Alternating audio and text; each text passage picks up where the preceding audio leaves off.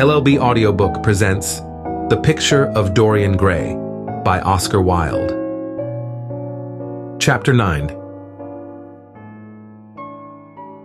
For years, Dorian Gray could not free himself from the memory of this book, or perhaps it would be more accurate to say that he never sought to free himself from it.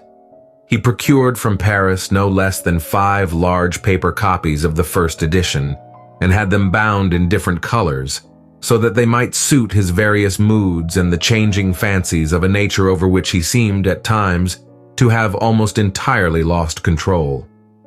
The hero, the wonderful young Parisian, in whom the romantic temperament and the scientific temperament were so strangely blended, became to him a kind of prefiguring type of himself.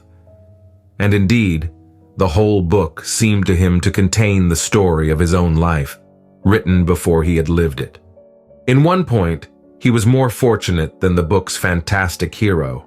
He never knew, never indeed had any cause to know, that somewhat grotesque dread of mirrors, and polished metal surfaces, and still water, which came upon the young Parisian so early in his life, and was occasioned by the sudden decay of a beauty that had once, apparently, been so remarkable.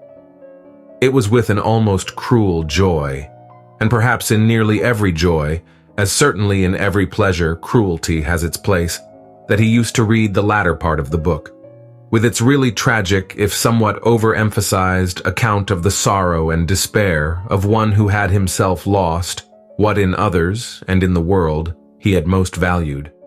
He, at any rate, had no cause to fear that.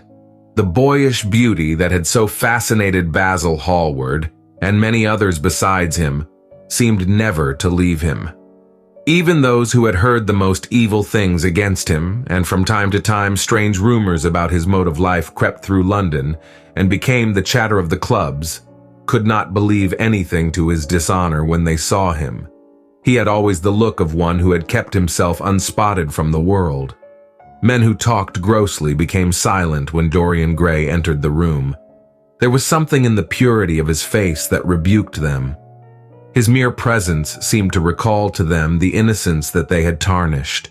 They wondered how one so charming and graceful as he was could have escaped the stain of an age that was at once sordid and sensuous.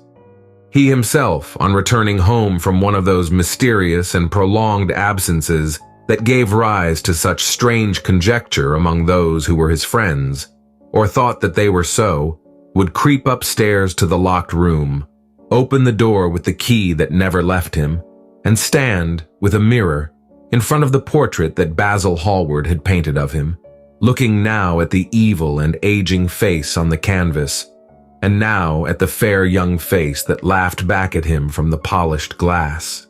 The very sharpness of the contrast used to quicken his sense of pleasure. He grew more and more enamored of his own beauty, more and more interested in the corruption of his own soul. He would examine with minute care, and often with a monstrous and terrible delight, the hideous lines that seared the wrinkling forehead or crawled around the heavy, sensual mouth, wondering sometimes which were the more horrible, the signs of sin or the signs of age. He would place his white hands beside the coarse, bloated hands of the picture and smile. He mocked the misshapen body and the failing limbs. There were moments indeed at night, when lying sleepless in his own delicately scented chamber, or in the sordid room of the little ill-famed tavern near the docks, which, under an assumed name, and in disguise, it was his habit to frequent, he would think of the ruin he had brought upon his soul, with a pity that was all the more poignant because it was purely selfish. But moments such as these were rare. That curiosity about life that many years before Lord Henry had first stirred in him, as they sat together in the garden of their friend, seemed to increase with gratification. The more he knew, the more he desired to know. He had mad hungers that grew more ravenous as he fed them. Yet he was not really reckless, at any rate in his relations to society. Once or twice every month during the winter, and on each Wednesday evening while the season lasted, he would throw open to the world his beautiful house and have the most celebrated musicians of the day to charm his guests with the wonders of their art. His little dinners, in the settling of which Lord Henry always assisted him, were noted as much for the careful selection and placing of those invited, as for the exquisite taste shown in the decoration of the table, with its subtle symphonic arrangements of exotic flowers and embroidered cloths and antique plate of gold and silver. Indeed, there were many, especially among the very young men, who saw or fancied that they saw in Dorian Gray the true realization of a type of which they had often dreamed in Eton or Oxford days, a type that was to combine something of the real culture of the scholar with all the grace and distinction and perfect manner of a citizen of the world. To them, he seemed to belong to those whom Dante describes as having sought to make themselves perfect by the worship of beauty.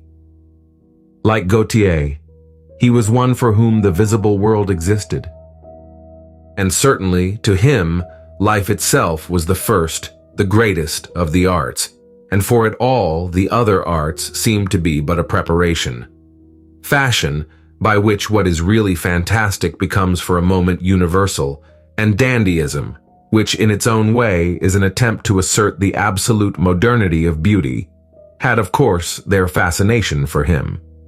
His mode of dressing, and the particular styles that he affected from time to time, had their marked influence on the young exquisites of the Mayfair balls and Pall Mall Club windows, who copied him in everything that he did, and tried to reproduce the accidental charm of his graceful, though to him only half-serious, fopperies. For while he was but too ready to accept the position that was almost immediately offered to him on his coming of age, and found, indeed, a subtle pleasure in the thought that he might really become to the London of his own day what to imperial Neronian Rome the author of the Satyricon had once been. Yet in his inmost heart he desired to be something more than a mere arbiter elegantiarum, to be consulted on the wearing of a jewel, or the knotting of a necktie, or the conduct of a cane. He sought to elaborate some new scheme of life that would have its reasoned philosophy and its ordered principles, and find in the spiritualizing of the senses its highest realization.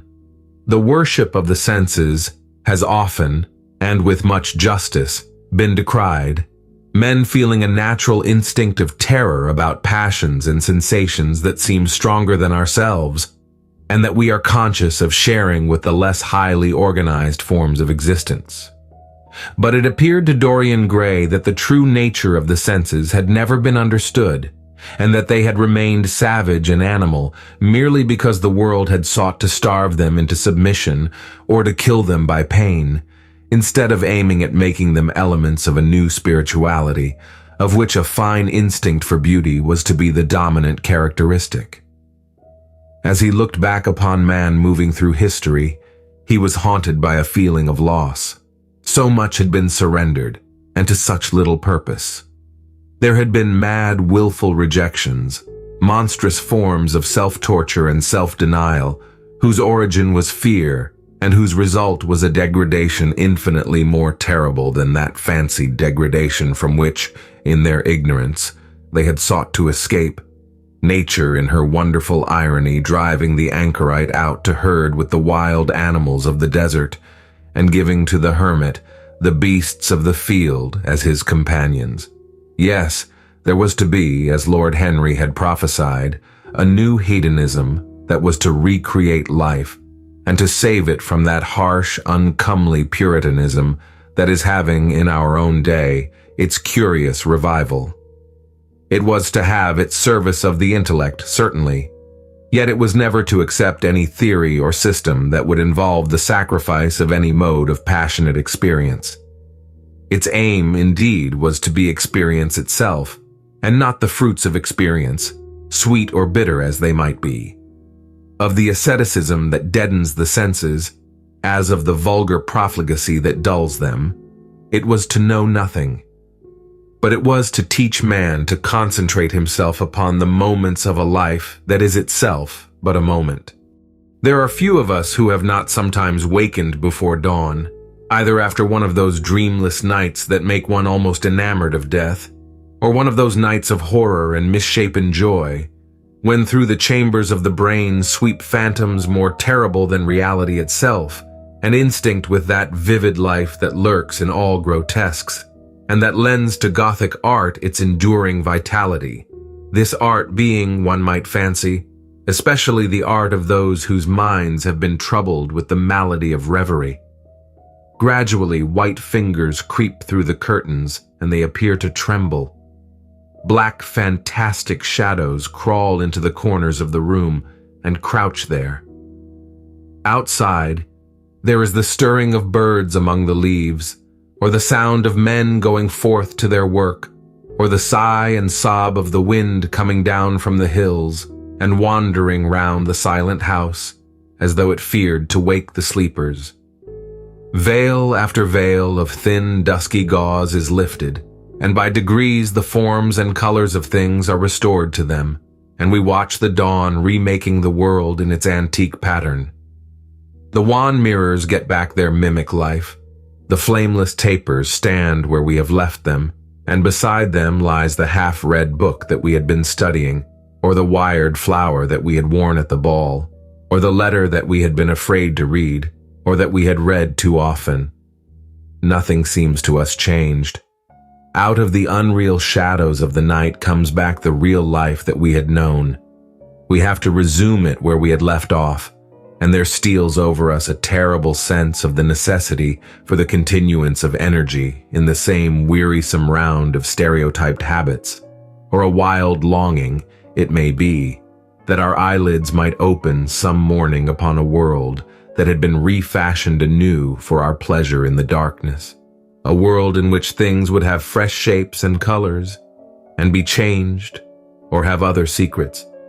A world in which the past would have little or no place, or survive, at any rate, in no conscious form of obligation or regret. The remembrance even of joy having its bitterness, and the memories of pleasure their pain. It was the creation of such worlds as these that seemed to Dorian Gray to be the true object, or among the true objects of life, and in his search for sensations that would be at once new and delightful, and possess that element of strangeness that is so essential to romance, he would often adopt certain modes of thought that he knew to be really alien to his nature, abandon himself to their subtle influences, and then, having, as it were, caught their color and satisfied his intellectual curiosity, leave them with that curious indifference that is not incompatible with a real ardor of temperament, and that indeed, according to certain modern psychologists, is often a condition of it. It was rumored of him once that he was about to join the Roman Catholic communion, and certainly the Roman ritual had always a great attraction for him. The daily sacrifice, more awful really than all the sacrifices of the antique world, stirred him as much by its superb rejection of the evidence of the senses as by the primitive simplicity of its elements and the eternal pathos of the human tragedy that it sought to symbolize. He loved to kneel down on the cold marble pavement, and with the priest, in his stiff, flowered cope, slowly and with white hands moving aside the veil of the tabernacle, and raising aloft the jeweled lantern-shaped monstrance with that pallid wafer that at times, one would fain think, is indeed the panis caelestis, the bread of angels, or, robed in the garments of the Passion of Christ, breaking the host into the chalice and smiting his breast for his sins. The fuming censers that the grave boys, in their lace and scarlet, tossed into the air like great gilt flowers, had their subtle fascination for him. As he passed out, he used to look with wonder at the black confessionals and long to sit in the dim shadow of one of them and listen to men and women whispering through the tarnished grating the true story of their lives. But he never fell into the error of arresting his intellectual development by any formal acceptance of creed or system, or of mistaking, for a house in which to live, an inn that is but suitable for the sojourn of a night, or for a few hours of a night in which there are no stars and the moon is in travail. Mysticism, with its marvelous power of making common things strange to us, and the subtle antinomianism that always seems to accompany it moved him for a season. And for a season, he inclined to the materialistic doctrines of the Darwinismus movement in Germany and found a curious pleasure in tracing the thoughts and passions of men to some pearly cell in the brain or some white nerve in the body, delighting in the conception of the absolute dependence of the spirit on certain physical conditions, morbid or healthy, normal or diseased. Yet, as has been said of him before, no theory of life seemed to him to be of any importance compared with life itself. He felt keenly conscious of how barren all intellectual speculation is when separated from action and experiment. He knew that the senses, no less than the soul, have their mysteries to reveal. And so he would now study perfumes and the secrets of their manufacture, distilling heavily scented oils and burning odorous gums from the East.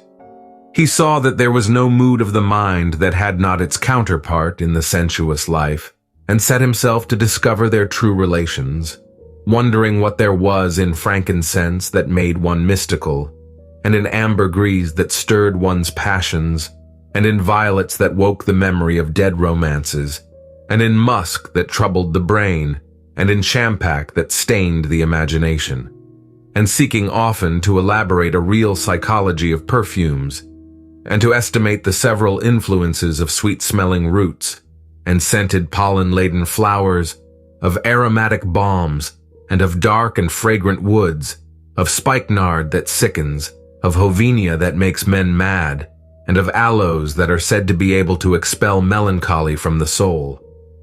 At another time, he devoted himself entirely to music, and in a long latticed room, with a vermilion and gold ceiling and walls of olive green lacquer, he used to give curious concerts in which mad gypsies tore wild music from little zithers, or grave yellow-shawled Tunisians plucked at the strained strings of monstrous lutes, while grinning Negroes beat monotonously upon copper drums, or turbaned Indians, crouching upon scarlet mats, blew through long pipes of reed or brass, and charmed, or feigned to charm, great hooded snakes and horrible horned adders. The harsh intervals and shrill discords of barbaric music stirred him at times when Schubert's Grace and Chopin's Beautiful Sorrows and the mighty harmonies of Beethoven himself fell unheeded on his ear. He collected together from all parts of the world the strangest instruments that could be found, either in the tombs of dead nations or among the few savage tribes that have survived contact with Western civilizations and loved to touch and try them. He had the mysterious Juruparis of the Rio Negro Indians that women are not allowed to look at, and that even youths may not see till they have been subjected to fasting and scourging, and the earthen jars of the Peruvians that have the shrill cries of birds, and flutes of human bones, such as Alfonso de Oval heard in Chile, and the sonorous green stones that are found near Cuzco, and give forth a note of singular sweetness. He had painted gourds filled with pebbles that rattled when they were shaken, the long clarin of the Mexicans, into which the performer does not blow, but through which he inhales the air, the harsh touré of the Amazon tribes, that is sounded by the sentinels who sit all day long in trees, and that can be heard, it is said, at a distance of 3 leagues, the teponaztli, that has 2 vibrating tongues of wood, and is beaten with sticks that are smeared with an elastic gum obtained from the milky juice of plants, the yodel bells of the Aztecs, that are hung in clusters like grapes, and a huge cylindrical drum covered with the skins of great serpents, like the one that Bernal Diaz saw when he went with Cortez into the Mexican temple, and of whose doleful sound he has left us so vivid a description. The fantastic character of these instruments fascinated him, and he felt a curious delight in the thought that art, like nature, has her monsters, things of bestial shape and with hideous voices. Yet after some time he wearied of them, and would sit in his box at the opera, either alone or with Lord Henry, listening in rapt pleasure to Tannhäuser, and seeing in that great work of art a presentation of the tragedy of his own soul.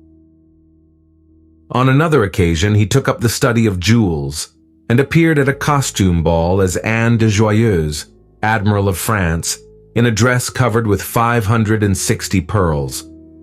He would often spend a whole day settling and resettling in their cases the various stones that he had collected, such as the olive-green chrysoberyl that turns red by lamplight, the cymophane with its wire-like line of silver, the pistachio-colored peridot, rose-pink and wine-yellow topazes, carbuncles of fiery scarlet with tremulous four-rayed stars, flame-red cinnamon stones, orange and violet spinels, and amethysts with their alternate layers of ruby and sapphire. He loved the red gold of the sunstone, and the moonstone's pearly whiteness, and the broken rainbow of the milky opal. He procured from Amsterdam 3 emeralds of extraordinary size and richness of color, and had a turquoise de la vieille roche that was the envy of all the connoisseurs. He discovered wonderful stories, also, about jewels. In Alfonso's Clericalis Disciplina, a serpent was mentioned with eyes of real jacinth, and in the romantic history of Alexander, he was said to have found snakes in the Vale of Jordan, with collars of real emeralds growing on their backs. There was a gem in the brain of the dragon, Philostratus told us, and by the exhibition of golden letters and a scarlet robe, the monster could be thrown into a magical sleep and slain. According to the great alchemist Pierre de Boniface, the diamond rendered a man invisible, and the agate of India made him eloquent. The cornelian appeased anger, and the hyacinth provoked sleep, and the amethyst drove away the fumes of wine. The garnet cast out demons, and the hydropicus deprived the moon of her color. The selenite waxed and waned with the moon, and the meloceus, that discovers thieves, could be affected only by the blood of kids. Leonardus Camillus had seen a white stone taken from the brain of a newly killed toad that was a certain antidote against poison. The bezoar, that was found in the heart of the Arabian deer, was a charm that could cure the plague. In the nests of Arabian birds was the aspilates, that according to Democritus, kept the wearer from any danger by fire. The king of Ceylon rode through his city with a large ruby in his hand as the ceremony of his coronation. The gates of the palace of John the priest were made of sardius, with the horn of the horned snake inwrought, so that no man might bring poison within. Over the gable were 2 golden apples, in which were 2 carbuncles, so that the gold might shine by day and the carbuncles by night.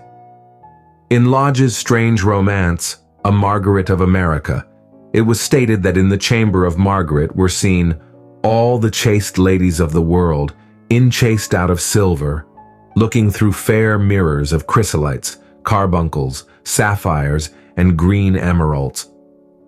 Marco Polo had watched the inhabitants of Zipangu place a rose-colored pearl in the mouth of the dead. A sea monster had been enamored of the pearl that the diver brought to King Perozes and had slain the thief, and mourned for 7 moons over his loss. When the Huns lured the king into the great pit, he flung it away, Procopius tells the story, nor was it ever found again, though the Emperor Anastasius offered 500 weight of gold pieces for it. The king of Malabar had shown a Venetian a rosary of 104 pearls, one for every god that he worshipped. When the Duc de Valentinois, son of Alexander II, visited Louis the Fulton of France, his horse was loaded with gold leaves, according to Brantôme, and his cap had double rows of rubies that threw out a great light. Charles of England had ridden in stirrups hung with 321 diamonds. Richard II had a coat valued at 30,000 marks, which was covered with balas rubies. Hall described Henry VIII, on his way to the Tower previous to his coronation, as wearing a jacket of raised gold, the placard embroidered with diamonds and other rich stones, and a great bauderike about his neck of large balasses. The favorites of James I wore earrings of emeralds set in gold filigrane. Edward II gave to Piers Gaveston a suit of red gold armor studded with jacinths, and a collar of gold roses set with turquoise stones, and a skullcap parsemé with pearls. Henry II wore jeweled gloves reaching to the elbow, and had a hawk glove set with 12 rubies and 52 great pearls. The ducal hat of Charles the Rash, the last Duke of Burgundy of his race, was studded with sapphires and hung with pear-shaped pearls. How exquisite life had once been, how gorgeous in its pomp and decoration. Even to read of the luxury of the dead was wonderful. Then he turned his attention to embroideries and to the tapestries that performed the office of frescoes in the chill rooms of the northern nations of Europe. As he investigated the subject, and he always had an extraordinary faculty of becoming absolutely absorbed for the moment in whatever he took up, he was almost saddened by the reflection of the ruin that time brought on beautiful and wonderful things. He, at any rate, had escaped that. Summer followed summer, and the yellow jonquils bloomed and died many times, and nights of horror repeated the story of their shame, but he was unchanged. No winter marred his face or stained his flower-like bloom. How different it was with material things. Where had they gone to? Where was the great crocus-colored robe on which the gods fought against the giants that had been worked for Athena? Where the huge velarium that Nero had stretched across the Colosseum at Rome, on which were represented the starry sky and Apollo driving a chariot drawn by white gilt-reined steeds? He longed to see the curious table napkins wrought for Elagabalus, on which were displayed all the dainties and viands that could be wanted for a feast, the mortuary cloth of King Chilperic with its 300 golden bees, the fantastic robes that excited the indignation of the Bishop of Pontus and were figured with lions, panthers, bears, dogs, forests, rocks, hunters, all, in fact, that a painter can copy from nature, and the coat that Charles of Orléans once wore, on the sleeves of which were embroidered the verses of a song beginning, "Madame, je suis tout joyeux," the musical accompaniment of the words being wrought in gold thread, and each note a square shape in those days, formed with 4 pearls. He read of the room that was prepared at the palace at Rheims for the use of Queen Joan of Burgundy, and was decorated with 1,321 parrots made in broidery, and blazoned with the king's arms, and 561 butterflies, whose wings were similarly ornamented with the arms of the queen, the whole worked in gold. Catherine de Medicis had a mourning bed made for her of black velvet powdered with crescents and suns. Its curtains were of damask with leafy wreaths and garlands, figured upon a gold and silver ground, and fringed along the edges with broideries of pearls, and it stood in a room hung with rows of the queen's devices in cut black velvet upon cloth of silver. Louis XIV had gold-embroidered caryatids 15 feet high in his apartment. The state bed of Sobieski, King of Poland, was made of Smyrna gold brocade embroidered in turquoises with verses from the Koran. Its supports were of silver gilt, beautifully chased, and profusely set with enameled and jeweled medallions. It had been taken from the Turkish camp before Vienna, and the standard of Muhammad had stood under it. And so, for a whole year, he sought to accumulate the most exquisite specimens that he could find of textile and embroidered work, getting the dainty Delhi muslins, finely wrought, with gold thread palmates, and stitched over with iridescent beetles' wings. The Dhaka gauzes, that from their transparency are known in the East as woven air, and running water and evening dew, strange figured cloths from Java, elaborate yellow Chinese hangings, books bound in tawny satins or fair blue silks and wrought with fleur-de-lis, birds and images, veils of laces worked in Hungary point, Sicilian brocades and stiff Spanish velvets, Georgian work with its gilt coins, and Japanese fukusas with their green-toned golds and their marvelously plumaged birds. He had a special passion also for ecclesiastical vestments, as indeed he had for everything connected with the service of the church.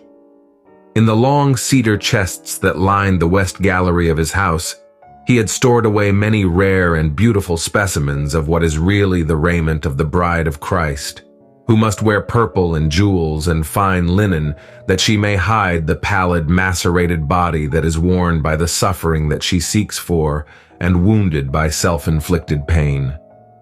He had a gorgeous cope of crimson silk and gold thread damask, figured with a repeating pattern of golden pomegranates set in six-petaled formal blossoms, beyond which on either side was the pineapple device wrought in seed pearls.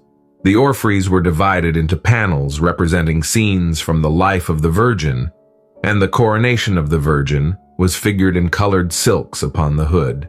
This was Italian work of the 15th century. Another cope was of green velvet, embroidered with heart-shaped groups of acanthus leaves, from which spread long-stemmed white blossoms, the details of which were picked out with silver thread and colored crystals. The morse bore a seraph's head in gold thread raised work. The orphreys were woven in a diaper of red and gold silk, and were starred with medallions of many saints and martyrs, among whom was Saint Sebastian. He had chasubles also of amber-colored silk and blue silk and gold brocade, and yellow silk damask and cloth of gold, figured with representations of the Passion and Crucifixion of Christ, and embroidered with lions and peacocks and other emblems, dalmatics of white satin and pink silk damask, decorated with tulips and dolphins and fleurs de lis, altar frontals of crimson velvet and blue linen, and many corporals, chalice veils, and sudaria. In the mystic offices to which these things were put there was something that quickened his imagination. For these things, and everything that he collected in his lovely house, were to be to him means of forgetfulness, modes by which he could escape, for a season, from the fear that seemed to him at times to be almost too great to be borne. Upon the walls of the lonely locked room where he had spent so much of his boyhood, he had hung with his own hands the terrible portrait whose changing features showed him the real degradation of his life, and had draped the purple and gold pall in front of it as a curtain. For weeks he would not go there, would forget the hideous painted thing, and get back his light heart, his wonderful joyousness, his passionate pleasure in mere existence. Then, suddenly, some night he would creep out of the house, go down to dreadful places near Bluegate Fields, and stay there, day after day, until he was driven away. On his return, he would sit in front of the picture, sometimes loathing it and himself, but filled, at other times, with that pride of rebellion that is half the fascination of sin, and smiling, with secret pleasure, at the misshapen shadow that had to bear the burden that should have been his own.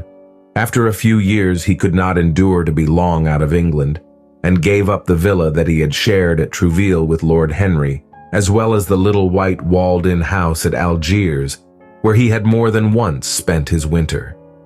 He hated to be separated from the picture that was such a part of his life, and he was also afraid that during his absence, someone might gain access to the room, in spite of the elaborate bolts and bars that he had caused to be placed upon the door. He was quite conscious that this would tell them nothing. It was true that the portrait still preserved, under all the foulness and ugliness of the face, its marked likeness to himself. But what could they learn from that? He would laugh at anyone who tried to taunt him. He had not painted it. What was it to him how vile and full of shame it looked? Even if he told them, would they believe it? Yet he was afraid. Sometimes when he was down at his great house in Nottinghamshire, entertaining the fashionable young men of his own rank who were his chief companions, and astounding the county by the wanton luxury and gorgeous splendor of his mode of life, he would suddenly leave his guests and rush back to town to see that the door had not been tampered with, and that the picture was still there. What if it should be stolen? The mere thought made him cold with horror. Surely the world would know his secret then. Perhaps the world already suspected it. For, while he fascinated many, there were not a few who distrusted him. He was blackballed at a West End club, of which his birth and social position fully entitled him to become a member, and on one occasion, When he was brought by a friend into the smoking room of the Carlton, the Duke of Berwick and another gentleman got up in a marked manner and went out. Curious stories became current about him after he had passed his 25th year. It was said that he had been seen brawling with foreign sailors in a low den in the distant parts of Whitechapel, and that he consorted with thieves and coiners, and knew the mysteries of their trade. His extraordinary absences became notorious, and, when he used to reappear again in society, men would whisper to each other in corners, or pass him with a sneer, or look at him with cold, searching eyes, as if they were determined to discover his secret.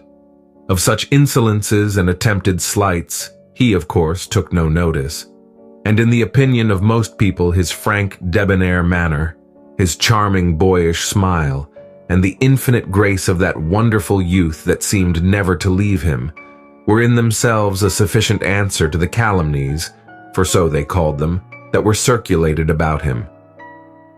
It was remarked, however, that those who had been most intimate with him appeared, after a time, to shun him.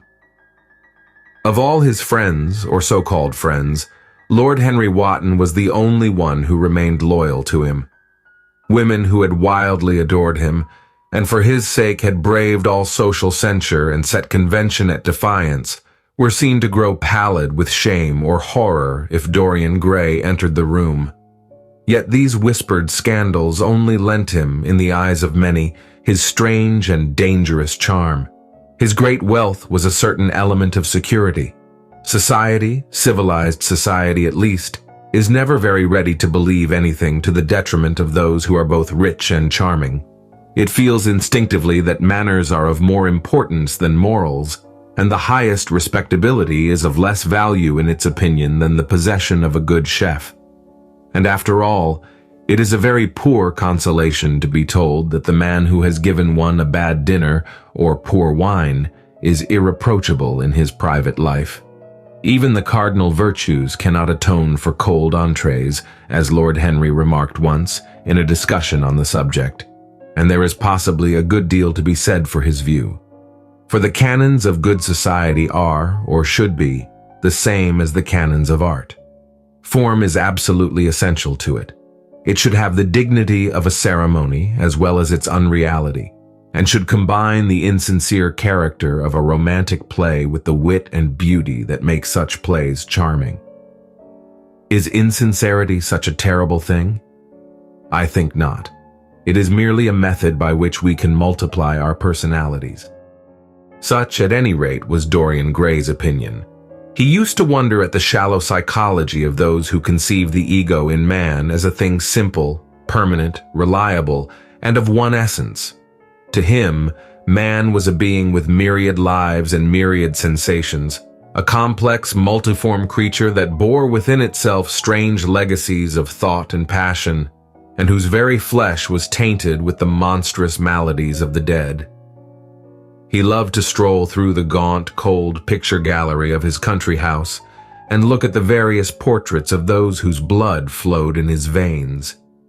Here was Philip Herbert, described by Francis Osborne in his Memoirs on the Reigns of Queen Elizabeth and King James, as one who was caressed by the court for his handsome face, which kept him not long company. Was it young Herbert's life that he sometimes led? Had some strange, poisonous germ crept from body to body till it had reached his own? Was it some dim sense of that ruined grace that had made him so suddenly, and almost without cause, give utterance in Basil Hallward's studio to that mad prayer that had so changed his life? Here, in gold-embroidered red doublet, jeweled surcoat, and gilt-edged ruff and wristbands, stood Sir Anthony Sherard, with his silver and black armor piled at his feet. What had this man's legacy been? Had the lover of Giovanna of Naples bequeathed him some inheritance of sin and shame? Were his own actions merely the dreams that the dead man had not dared to realize? Here, from the fading canvas, smiled Lady Elizabeth Devereux, in her gauze hood, pearl stomacher, and pink slashed sleeves. A flower was in her right hand, and her left clasped an enameled collar of white and damask roses. On a table by her side lay a mandolin and an apple. There were large green rosettes upon her little pointed shoes. He knew her life and the strange stories that were told about her lovers. Had he something of her temperament in him? Those oval, heavy-lidded eyes seemed to look curiously at him. What of George Willoughby, with his powdered hair and fantastic patches? How evil he looked. The face was saturnine and swarthy, and the sensual lips seemed to be twisted with disdain. Delicate lace ruffles fell over the lean, yellow hands that were so overladen with rings. He had been a macaroni of the 18th century, and the friend, in his youth, of Lord Ferrars. What of the second Lord Sherard, the companion of the Prince Regent in his wildest days, and one of the witnesses at the secret marriage with Mrs. Fitzherbert? How proud and handsome he was, with his chestnut curls and insolent pose. What passions had he bequeathed? The world had looked upon him as infamous. He had led the orgies at Carlton House. The Star of the Garter glittered upon his breast. Beside him hung the portrait of his wife, a pallid, thin-lipped woman in black. Her blood also stirred within him. How curious it all seemed. Yet one had ancestors in literature, as well as in one's own race. Nearer perhaps in type and temperament, many of them, and certainly with an influence of which one was more absolutely conscious. There were times when it seemed to Dorian Gray that the whole of history was merely the record of his own life, not as he had lived it in act and circumstance, but as his imagination had created it for him, as it had been in his brain and in his passions. He felt that he had known them all, those strange, terrible figures that had passed across the stage of the world and made sin so marvelous and evil so full of wonder. It seemed to him that in some mysterious way their lives had been his own. The hero of the dangerous novel that had so influenced his life had himself had this curious fancy. In a chapter of the book he tells how, crowned with laurel, lest lightning might strike him, he had sat as Tiberius in a garden at Capri, reading the shameful books of Elephantis, while dwarfs and peacocks strutted round him, and the flute player mocked the swinger of the censer. And, as Caligula, had caroused with the green-shirted jockeys in their stables, and supped in an ivory manger with a jewel-front-leaded horse, and, as Domitian, had wandered through a corridor lined with marble mirrors, looking round with haggard eyes for the reflection of the dagger that was to end his days, and sick with that ennui, that tedium vitae, that comes on those to whom life denies nothing, and had peered through a clear emerald at the red shambles of the circus, and then, in a litter of pearl and purple drawn by silver-shod mules, been carried through the street of pomegranates to a house of gold, and heard men cry on Nero Caesar as he passed by, and as Elagabalus had painted his face with colors, and plied the distaff among the women, and brought the moon from Carthage, and given her in mystic marriage to the sun.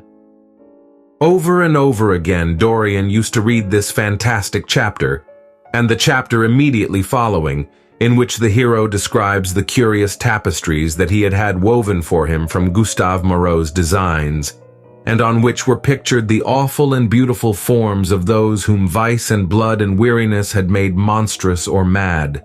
Filippo, Duke of Milan, who slew his wife, and painted her lips with a scarlet poison.